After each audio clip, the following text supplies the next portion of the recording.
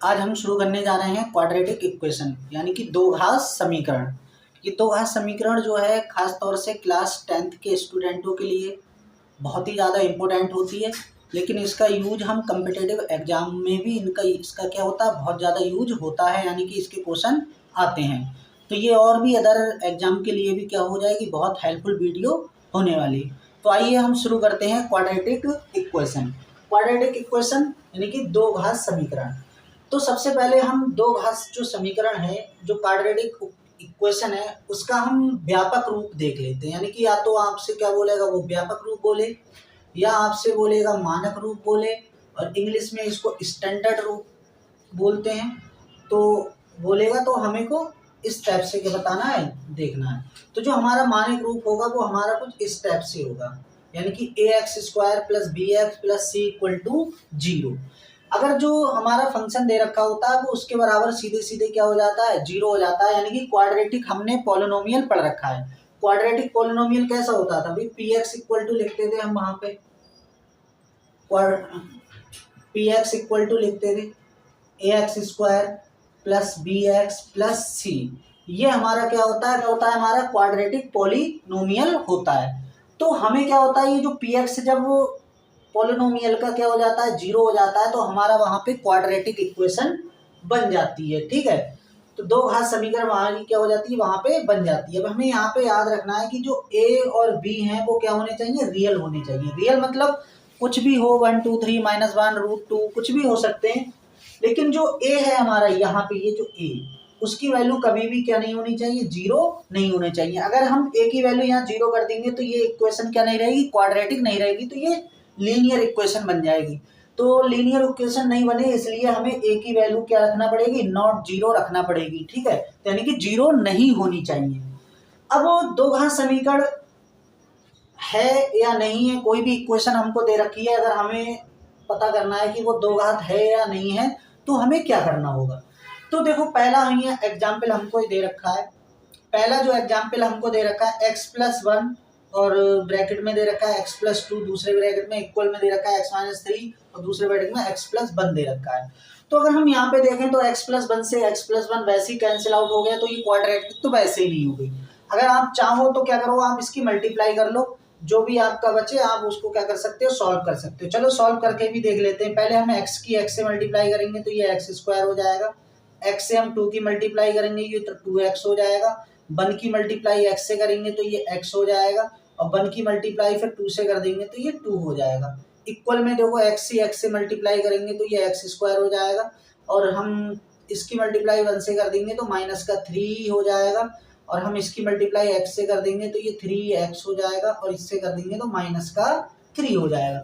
तो यहाँ पे देखने वाली बात ये है कि हम x² को हम इस साइड उठा के लेके आएंगे तो क्या हो जाएगा, ये कैंसिल आउट हो जाएगा, तो ये लीनियर बची। अब क्या ये क्वाड्रेटिक नहीं है, तो इसका मतलब ये जो हमें इक्वेशन दे रखी है ये क्वाड्रेटिक नहीं है।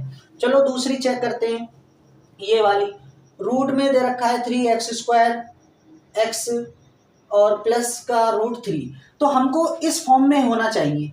तो बिल्कुल बात सही है। देखो x² लिखा है, सिंगल पावर है, फिर यानी कि कांस्टेंट वैल्यू है, तो इसका मतलब ये वाली जो है हमारी क्वाड्रेटिक इक्वेशन है, इसमें कोई भी गलत नहीं है, यानी कि सारी बातें सही हैं। अब यहाँ पे देख लेते हैं, ये वाली इक्वेशन हमें चेक करना है कि ये क्वाड्रेटिक है या नहीं है। तो हमें क्या करना पड़ेगा, इसको थोड़ा सा सॉल्व करना पड़ेगा। तो वैसे भी अगर देखने वाली बात यह है, यहाँ 2 से मल्टीप्लाई करेंगे तो इधर तो इस साइड में तो क्वाड्रेटिक बन नहीं रही है, सिर्फ इसी साइड में क्या बनेगी, क्वाड्रेटिक बनेगी। यानी कि a+b का होल स्क्वायर का फॉर्मूला खोल दो, तो यानी कि ये x² हो जाएगा प्लस 1 का स्क्वायर हो जाएगा प्लस 2ab मतलब इसकी मल्टीप्लाई कर देंगे तो ये 2x आ जाएगा, और इक्वल में कितना रह जाएगा, ये 2x हो जाएगा, और किससे 3 से मल्टीप्लाई कर देंगे तो ये 6 हो जाएगा। इसको उठा के इधर लाएंगे तो यानी कि x² हमें यहाँ पे मिल रहा है। जब x² यहाँ पे मिल रहा है तो ये हमारी इक्वेशन कैसी हो जाएगी, क्वाड्रेटिक इक्वेशन हो जाएगी। यहाँ पे ये देखो, ये वाली इक्वेशन डी वाला आंसर देखो, क्या ये क्वाड्रेटिक है या नहीं है। तो फ्रेंड्स ये क्या नहीं है, हमारी क्वाड्रेटिक नहीं है। कभी भी जो हमारा x है वो डिवाइड में नहीं होना चाहिए। अगर यहाँ पे पावर लगी है यानी कि यहाँ पे क्वाड्रेटिक है, तो यहाँ पे क्या नहीं होना चाहिए, डिवाइड में नहीं होना चाहिए। ठीक है, तो यहाँ पे x डिवाइड में आ रहा है, जैसे ही क्रॉस मल्टीप्लाई करेंगे हम ऐसे करके इसमें, तो ये क्यूबिक बन जाएगी, तो इसका मतलब ये क्वाड्रेटिक नहीं है। हमें क्वाड्रेटिक तभी बताएंगे जब हमारी क्या हो जाएगी, मैक्सिमम जो x की पावर है वो कितनी होगी, 2 होगी, तभी हम क्या बोलेंगे उसको, क्वाड्रेटिक बोलेंगे। अब यहाँ पे देखो ये है एक एग्जाम्पल और दे रखा है, ये चेक करना है कि ये क्वाड्रेटिक है या नहीं है। तो इसके लिए देखो हमें वही करना है, यानी कि इस फॉर्म को चेक करना है, A x square plus B x plus C equal to 0 है कि नहीं है वो देखना है हमें। देखो यहाँ पे देखो 2x², यहाँ तो बात सही है, बिल्कुल वेरीफाई कर रहा है। फिर यहाँ पे सिंगल पावर होनी चाहिए, मतलब 2 पावर हो गई, यानी कि 2 पावर, फिर 3, यानी कि 1 पावर, 1 के बाद फिर अगले 0 पावर आना चाहिए। 0 भले हम दिखाते नहीं है क्योंकि x की पावर जैसे ही 0 करेंगे तो वो उसकी वैल्यू बनाती है। तो यहाँ पे देखो, यहाँ से जैसे हम आगे शिफ्ट करेंगे x के पास तो पावर हमको 1 मिलनी चाहिए, बट यहाँ पर रूट है, रूट का मतलब होता है 1/2, यानी कि x की जो पावर दिख रही है यहाँ पे 1/2 दिख रही है, तो इसका मतलब हमको पावर 1 चाहिए, और यहाँ पे क्या है 1 है, तो ये हमारा क्या नहीं होगा, क्वाड्रेटिक इक्वेशन नहीं होगी। तो आई होप यहाँ तक की जो चीजें हैं आपको बहुत अच्छे से समझ में आई होंगी। तो चलते हैं हम दो घात समीकरण को हल करने की विधियां देखते हैं कि कितनी विधियों से हम इन दो घात समीकरणों के क्वेश्चंस को क्या करते हैं, सॉल्व करते हैं। तो आइए अब देखते हैं हम दो घात समीकरण को हल करने की विधियां। तो जो दो घात समीकरण के जो हमें क्वेश्चन दे रखे होते हैं उनको हम कितनी विधियों से क्या कर सकते हैं, सॉल्व कर सकते हैं। तो मेन रूप से अगर हम देखें यहाँ पे, तो यहाँ पे 3 विधियों के द्वारा हम क्या कर सकते हैं, यानी कि 3 मेथड्स के द्वारा दो घात समीकरण के क्वेश्चन को हम क्या कर सकते हैं, सॉल्व कर सकते हैं। पहला जो हमारा मेथड है गुणनखंड विधि, यानी कि फैक्टराइजेशन मेथड। तो पहला जो है बहुत ही ज़्यादा इम्पोर्टेंट है पहला, और वैसे तो ये सभी इम्पोर्टेंट है, पर सबसे ज़्यादा जो हम लोग यूज करते हैं फर्स्ट मेथड, और ये लास्ट वाला मेथड हम सबसे ज़्यादा क्या करते हैं, यूज करते हैं। तो दूसरा मेथड है हमारा पूर्ण वर्ग बना के, हम क्या करेंगे, पूर्ण वर्ग बना के उसको क्या करेंगे, सॉल्व करेंगे, और हम क्या निकालेंगे यहाँ पे उसके मूल निकालेंगे, यानी कि जीरोज फाइंड करेंगे। ठीक है, तो एक्चुअली में ये जो विधियां हमें बताएंगी वो क्या निकालने के लिए बोलेंगी, यानी कि इसके मूल निकालने के लिए बोलेंगे, मूल।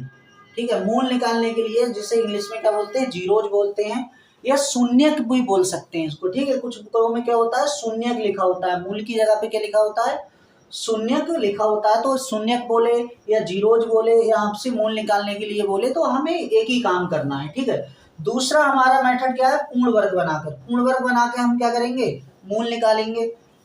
तीसरा मेथड है श्रीधर आचार्य सूत्र द्वारा, यानी कि श्रीधराचार्य सूत्र के द्वारा हम क्या करेंगे, समीकरण के फैक्टर करेंगे, यानी गुणनखंड करेंगे, और उससे उसके मूल यानी कि शून्यकों को निकालेंगे। तो आइए अब हम क्या करते हैं, 1 बाई 1 इन विधियों को क्या करते हैं, सीखते हैं। तो आइए अब देखते हैं हम गुणनखंड विधि द्वारा क्वाड्रेटिक इक्वेशन के फैक्टर करना, यानी कि मूल निकालना। ठीक है, तो यहाँ पे हमारा ए बी सी, हमने यहाँ पे 3 क्वेश्चन ले रखे हैं। ठीक है, 3 अलग अलग क्वेश्चन ले रखे हैं जो बहुत ही ज्यादा क्या है, इंपोर्टेंट है। ये मान के चलो आपने गुणनखंड तो क्लासों में अपने स्कूल टाइम में भी पढ़ा होगा, आप भी पढ़ते होगे। जितनी इजी तरीके से हम यहाँ पे आपको आंसर निकालना बताएंगे, इतनी इजी तरीके से आप तक अपनी पूरी लाइफ में नहीं देखा होगा। तो आइए देखते हैं इस क्वेश्चन के हम क्या करते हैं, गुणनखंड करते हैं। तो देखो किस तरीके से हम यहाँ पे करेंगे, हम आपको अपना मेथड भी बताएंगे, और जो नॉर्मल टीचर्स बताते हैं वो भी हम क्या करेंगे, डायरेक्ट बताएंगे। ठीक है, तो पहले हम देखते हैं कि किस तरीके से हम उसको क्वेश्चन करते हैं, फिर हम तुम्हें इसका क्या करेंगे, आपको शॉर्ट में आंसर निकालना बताएंगे विद इन सेकेंड में। तो देखो पहले तो हम लॉन्ग तरीके से करते हैं। तो हमें क्या करना होता है, ये वाला नंबर का क्या करने है, ऐसे फैक्टर करते हैं कि क्या आना चाहिए, हमारा ऐड करें तो 5 आ जाना चाहिए। तो हमें 6 के फैक्टर बनाएंगे, और क्या कर देते हैं, हम इसको फैक्टर करते हैं तो मल्टीप्लाई करने पर कितना आना चाहिए, हमारा 6 आना चाहिए, ऐड कर दें तो कितना आना चाहिए, 5 आना चाहिए, है ना। इस टाइप से हमने किया। तो इसका मतलब है कि हम यहाँ पे क्या करेंगे, x², और यहाँ पे क्या लिख देंगे, 2x प्लस 3x। ठीक है, वैसे तो क्या करते थे हम, इस 5 की जगह पे जिसके जो फैक्टर बनाते हैं वही लिखते हैं। तो 2 + 3, और ब्रैकेट के बाहर x + 6 = 0। x² as it is लिखेंगे, इसमें x की मल्टीप्लाई करेंगे तो ये 2x हो जाएगा, 3 से मल्टीप्लाई करेंगे तो ये क्या हो जाएगा, हमारा 3x हो जाएगा, प्लस क्या होगा हमारा, ये 6 हो जाएगा। फिर टू टू के क्या बनाते हैं हम लोग, पेयर बना लेते हैं और क्या करते हैं, कॉमन कर लेते हैं। तो यहाँ से क्या करेंगे, कॉमन करेंगे। तो यहाँ से x यानी कि जो कम घात होती है वो क्या ले लेते हैं, कॉमन ले लेते हैं। यहाँ बचाएगा x+2। यहाँ से क्या कॉमन है, देखो ये 2 3 की टेबल में आता है, यानी कि 6 जो है वो 3 की टेबल में आता है। तो इसको हम ऐसे लिख सकते हैं 2 × 3। तो यानी कि इसमें से 3 क्या है, कॉमन है। तो हम क्या करेंगे, यहाँ से 3 को क्या कर देंगे, कॉमन कर लेंगे और x प्लस क्या बचेगा हमारा, 6 बचेगा, इक्वल 0। फिर हमें क्या करना होता है, ये जो फिर से क्या ले लेंगे इसको, सॉरी यहाँ पे कितना आएगा, 2 आएगा, ठीक है। तो ये जो कॉमन दिख रहा है हमें, सेम ब्रैकेट दिख रहा है, उसको फिर एक बार कॉमन ले लेंगे। तो x+3 एक ब्रैकेट में आ जाएगा, कॉमन लेने के बाद ये एक ब्रैकेट में आ जाएगा, इक्वल में 0। फिर हम क्या करेंगे, इसको सेपरेट कर लेंगे, यानी अलग अलग कर लेंगे। x+3 इक्वल टू 0 करेंगे तो क्या आ जाएगा, यानी कि x3 को हम क्या करेंगे, 0 की साइड भेजेंगे। तो ये माइनस का क्या हो जाएगा, 3 आ जाएगा, ठीक है। दूसरा ये फैक्टर लिखेंगे हम, x+2 equal to 0। x equal to यानी कि 2 को 0 की साइड हम शिफ्ट करेंगे तो माइनस का क्या हो जाएगा, ये 2 हो जाएगा। तो ये तो हमारा ट्रेडिशनल तरीका है कि हम किस तरीके से इसको करते हैं। अगर हमें बोर्ड की कॉपी में लिखना है तो हम स्टेप से लिख के आएंगे, ठीक है। लेकिन अगर हमें सिर्फ इसका आंसर पता है, मान लो टिक द करेक्ट है हमारा, और हमें इतना लंबा सॉल्व नहीं करना है, तो उसके लिए हम क्या करते हैं, यहाँ पे मेथड बताते हैं। तो ये तो हो गया हमारा मेथड फर्स्ट। लेकिन देखो फ्रेंड, हम गुणनखंड विधि के द्वारा यहाँ पे देख रहे हैं, श्रीधराचार्य मेथड से भी करेंगे, पूर्ण वर्ग बना के भी हम क्वेश्चन को इसको कर सकते हैं, किसी भी मेथड से आप इसको कर सकते हो। अब देखो हम जो तुम्हें बता रहे हैं, अब इस बात को यहाँ पे ध्यान दो। मेथड हम टू बता रहे हैं, यानी कि इसी क्वेश्चन का मेथड नंबर 2 दे। हमें फ्रेंड्स क्या करना होता है, हमको बेसिकली यहाँ पे 2 टाइप्स के क्वेश्चन देंगे, ठीक है। अभी हमने आपको बताया नहीं, ये 2 टाइप के यहाँ पे क्वेश्चन देंगे। कौन कौन सा, एक तो आपको x² का कोफिशिएंट 1 के अलावा कुछ और दिखेगा, जैसे 2 3 4 5 सब कुछ भी दिखेगा, मतलब समथिंग। तो अभी तो फिलहाल 1 है हमारा, तो हम इस टाइप से करेंगे, ठीक है। जब हमारा यहाँ पे 1 नहीं होगा, 2 और 3 जो होगा, तो वो भी हम यहाँ पे ये वाले क्वेश्चन को आप जब समझाएंगे तब उसको बताएंगे। तो फिलहाल अभी हम इस क्वेश्चन को कर रहे हैं, तो देखो कैसे करना है। सबसे पहले जिसपे हमारा क्या होता है, कांस्टेंट होता है, यानी कि x नहीं होता है जिसके साथ में, यानी कि वेरिएबल नहीं होता है, यानी चर जिसके साथ नहीं होता, उसको हम क्या करते हैं, अलग लिख लेते हैं, ये लो 6, ठीक है। अब हमने 6 को यहाँ पे अलग लिख दिया। अब हम क्या करेंगे, 2 स्टिक बना लेंगे ऐसे करके, और 6 के पास में साइन देखेंगे, क्या है, प्लस। तो प्लस का साइन है, प्लस का साइन करके हमको आंसर जो लाना है वो 5 लाना है। प्लस का आंसर करके हमें आंसर कितना लेके आना है, 5 लेके आना है। ये समझा रहे हैं तो इतना टाइम लगेगा, नहीं तो अदरवाइज तो आप देख के यहाँ पे बताओगे कि आंसर कितना आएगा। देखो हम बताने वाले हैं यहाँ पे भी।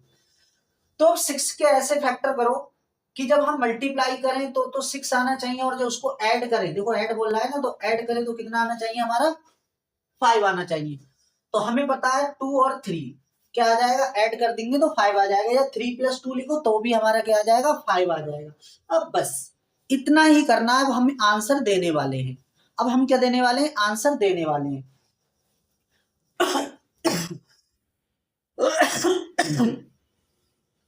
तो बस क्या करना है, अब हमें ये जो 5 है, बस आपको इसका साइन चेक करना है, इसका साइन चेक करना है, बस और कुछ नहीं।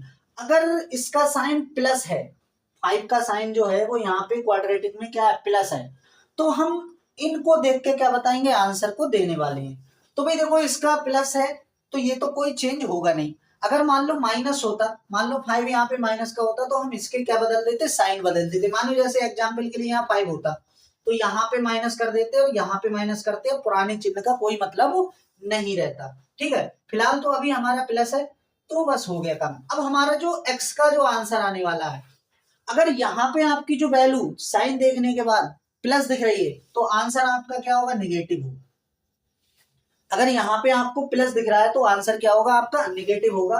तो इतनी सारी कैलकुलेशन को हम क्या करेंगे, इग्नोर कर देंगे, जब टिक द करेक्ट में हमको दे रखा होगा 4 ऑप्शन वाले क्वेश्चन में। तो बिल्कुल क्या हो जाएगा, ये बड़े आसानी से इसको हम ऐसे कर सकते हैं। फिर समझो एक बार क्या करेंगे, सबसे पहले 6 लिख लेंगे, उसका साइन देखेंगे, माइनस है तो माइनस लिखेंगे, प्लस है तो यहाँ पे प्लस लिख लेंगे 2 स्टिक बना के। उसके बाद में हमें लाना क्या है, प्लस माइनस करके कितना, यहाँ पे देखो प्लस है तो प्लस करके लेके आएंगे 5। तो हमें 6 के फैक्टर बनाने हैं ऐसे कि 5 आ जाए। तो 2 और 3 क्या होते हैं, 6 के फैक्टर होते हैं, ऐड करके आ रहे हैं 5। अब 5 का साइन चेक कर लेंगे। साइन का अगर साइन माइनस है तो भाई इसके साइन को क्या करेंगे, हम बदल देंगे, अदरवाइज क्या करेंगे, सेम रहने देंगे। तो यहाँ तो फिलहाल प्लस है तो हम क्या करेंगे, साइन यही वाले रहने देंगे। अब हमें आंसर देना है। आंसर कैसे देना है, हमें आंसर देना है, जो प्लस में दिख रहा है वो आंसर क्या होगा आपका, माइनस में होगा, जो माइनस में दिख रहा है वो प्लस में होगा। फिलहाल यहाँ पे हमारे दोनों ही जो फैक्टर हैं वो प्लस के दिख रहे हैं, तो आंसर क्या हो जाएगा हमारा, माइनस में आने वाला है। तो ये रहा इसका शॉर्टकट मेथड।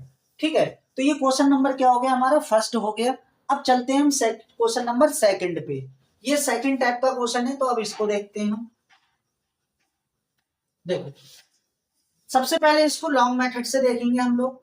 लॉन्ग मेथड से क्या करना है, आप देखो हमने अभी थोड़ी देर पहले बताया था कि यहाँ पे क्या होना चाहिए, वन होना चाहिए, तो नॉर्मली ऐसे करोगे। अगर यहाँ पे वन के अलावा कुछ और है, तो देखो यहाँ पे वन के अलावा कुछ और दिख रहा है ना, फोर दिख रहा है, तो हमें क्या करना होगा उस केस में, इस फोर की लास्ट वाले यानी कि कांस्टेंट से क्या कर देनी है, मल्टीप्लाई कर देनी है और लिख देनी है। ठीक है, तो अब हम यहाँ पे मानेंगे तो 20 मान के चल रहे हैं, ये हमने माइंड में कर लिया कि ये मल्टीप्लाई कर लिया, अब यहाँ पे 20 हो चुका है। अब यहाँ पे हम थोड़ी देर के लिए क्वेश्चन को सॉल्व करेंगे तो 20 एज्यूम करके चलने वाले हैं। तो हमें क्या करना है, 20 के पहले हम ऐसे देख रहे हैं, फिर शॉर्ट से देखेंगे। अब हमें 20 के ऐसे फैक्टर बनाने हैं, प्लस करने के बाद कितना आना चाहिए, यहाँ पे बनाना चाहिए भाई, प्लस करने के बाद क्या आना चाहिए, सॉरी माइनस होना चाहिए था, यहाँ पे घटा के आना चाहिए। यहाँ पे क्या होगा फ्रेंड्स, माइनस होगा, यहाँ पे साइन जो होगा वो क्या होगा आपका, माइनस होगा, नहीं तो वन क्या नहीं होगा, ऐड करके नहीं आएगा। तो अब ये 20 हो गया, 20 को सब्ट्रैक्ट करके हमें आंसर क्या लेके आना है, यहाँ पे देखो कांस्टेंट इसका क्या है, वन है, यानी कि घटाकर क्या लेके आना है हमें, वन। तो इस 20 के जो फैक्टर हमारे होने वाले हैं वो 4 और 5 होने वाले हैं। ठीक है, तो अगर 5 में से हम क्या करेंगे, 4 को माइनस कर देंगे तो कितना आ जाएगा हमारे पास, 1 आ जाएगा। तो अब हमें क्या करना है, 5 माइनस 1 जो है वो इस 5 माइनस 4 जो है वो किसके प्लेस पे रखना है, 1 के प्लेस पे रखना है। तो इसको तो ऐसे ही लिखो 4x², फिर ये लिखो 5 माइनस 4 और ब्रैकेट के बाहर x माइनस क्या होगा 5 इक्वल टू 0। अब हमें इसको अभी ऐसे ही लिखते चलना है, x से अंदर मल्टीप्लाई करो तो ये हो जाएगा 5x। भाई साइन जब माइनस नेगेटिव बाहर बैठा है तो अंदर जाएगा तो साइन चेंज करते हुए जाएगा। तो प्लस का 5 था तो माइनस हो गया, और माइनस है तो ये प्लस का हो जाएगा 4, और साथ में मल्टीप्लाई किसकी हो जाएगी, x की, माइनस का क्या 5 इक्वल टू 0। अब यहां से हमको कॉमन करना है, पेयर बना के यहां से हमको क्या करना है, कॉमन करना है। तो इसमें से देखो कुछ कॉमन नहीं है, सिर्फ x कॉमन ले सकते हैं, तो x यहाँ पे हमने क्या ले लिया, कॉमन ले लिया, यहाँ बचेंगे हमारे पास 4x और यहाँ पे बचेंगे हमारे पास 5। यहाँ पे क्या कॉमन है, देखो कुछ कॉमन नहीं है, भाई सेम दिख रहा है ना, बिल्कुल कुछ कॉमन नहीं है। देखो यहाँ से क्या कॉमन ले सकते हैं, कुछ भी नहीं है, डिफरेंट डिफरेंट है। तो उस केस में हम क्या करेंगे, 1 को कॉमन ले लेंगे। 1 को कॉमन लेंगे तो अंदर बचेगा हमारे पास 4x माइनस का 5 और इक्वल में क्या आ जाएगा 0। अब हमें करना है ये वाला ब्रैकेट फिर से कॉमन ले लेंगे, तो ये हमने फिर से क्या ले लिया, कॉमन ले लिया 5x माइनस 4x माइनस 5, और सेकंड ब्रैकेट में x प्लस 1 आ जाएगा, यानी कि x प्लस 1 बचेगा, x प्लस 1 और इक्वल टू क्या हो जाएगा 0। अब हमें क्या करना है, इसको सेपरेट करना है, यानी कि अलग अलग कर देना है। तो यहाँ पे लिखेंगे 4x minus 5 equal to 0, 4x को यहाँ रखेंगे, 5 को 0 की साइड भेजेंगे, और फिर x क्या करेंगे, 4 से डिवाइड लगाएंगे। जैसे ही इसे 4 से डिवाइड लगाएंगे तो ये 5 बाई 4 यानी कि हो जाएगा। ठीक है, ऐसे ही इधर कर दो आप, x प्लस 1 इक्वल टू 0 कर दो, तो 1 को क्या ले जाएंगे, उस साइड ले जाएंगे, तो आंसर क्या आ जाएगा, माइनस का 1 आ जाएगा। तो आई होप ये क्वेश्चन आपको समझ में आया होगा, किस टाइप से हम क्या करते हैं, इसको करते हैं गुणनखंड विधि के द्वारा। तो आइए अब हम इसी क्वेश्चन को क्या करते हैं, आपको शॉर्टकट ट्रिक से बताते हैं। तो शॉर्टकट ट्रिक से तो कैसे करेंगे, देखो इसको थोड़ा, चलो ठीक है यहाँ पे बता देते हैं। यहाँ पे शॉर्टकट ट्रिक से इसे देखो कैसे करेंगे। सबसे पहले तो इसकी तो इससे मल्टीप्लाई कर ही लेंगे और लिख देंगे हम, ये लिख दो 20, लिख दिया यहाँ पे 20। उसके बाद 20 हो गया, यहाँ पे 20 मान के चलेंगे, यानी 20 हो गया है, और साइन क्या है, माइनस है, तो बीच में हम क्या करेंगे, माइनस का साइन लगा देंगे। अब हमें 20 के ऐसे फैक्टर करने हैं जो हमें घटाकर कितने आने चाहिए, ये जो बराबर में लिखा है वो ही आना चाहिए। भाई हमारे मेथड से कर रहे हो तो क्या आना चाहिए, 1 आना चाहिए, तो इक्वल में क्या लिख दो, आपको 1 लेके आना है, ये बात हमको पता लग गई। तो हमें क्या क्या लेके आने हैं, यानी कि इनको यूज करके 1 लेके आना है। तो 5 में से क्या करेंगे, 4 को माइनस करेंगे तो क्या आ जाएगा, 1 आ जाएगा। अब हमें क्या करना है, ये जो 1 है उसका साइन और चेक करना है, बस 1 का क्या करेंगे, साइन चेक करेंगे। तो 1 का साइन देखो क्या है, माइनस, तो माइनस है तो इसके साइन बदल दो, तो ये माइनस हो जाएगा, ये हो जाएगा प्लस। बस इतना करने के बाद अब हम x का आंसर देने वाले हैं। अब हम क्या देंगे, x का आंसर। तो देखो ये माइनस है, तो हमने बताया था जो माइनस होगा उसको आपको प्लस लिखना है, ठीक है। और जो हमारा क्या है प्लस है उसको क्या लिखना है, आपको माइनस लिखना है। लेकिन अभी आंसर नहीं आया है। अगर यहाँ पे 1 था तो यही आंसर होता। अगर यहाँ पे 4 की जगह पे यहाँ पे क्या होता, 1 होता, तो हमारा यही आंसर हो जाता। बट यहाँ पे जो भी नंबर दिया होगा आप उसको क्या कर दो, डिवाइड में लिख दो। आप उसको क्या कर दोगे, डिवाइड में लिख दोगे। तो एक तो आंसर ये हो गया, दूसरा आंसर इसको काट दोगे तो कितना आ जाएगा, माइनस का 1 आ जाएगा। तो जो हमारे यहाँ पे आए हुए हैं, तो इसका मतलब हमारे जो आंसर आए हैं बिल्कुल क्या आ गए, ठीक आ गए। यानी कि ये हमारा क्या हो गया, आंसर हो गया विद शॉर्ट मेथड से। तो आप इस तरीके से क्वेश्चन को करने का प्रयास करें, बहुत ही ज्यादा आसान हो जाएगी आपकी क्या कैलकुलेशन, और आपके फैक्टर कभी भी क्या नहीं होंगे, गलत नहीं होंगे। तो आई होप ये ट्रिक भी आपको बहुत अच्छे से समझ में आई होगी।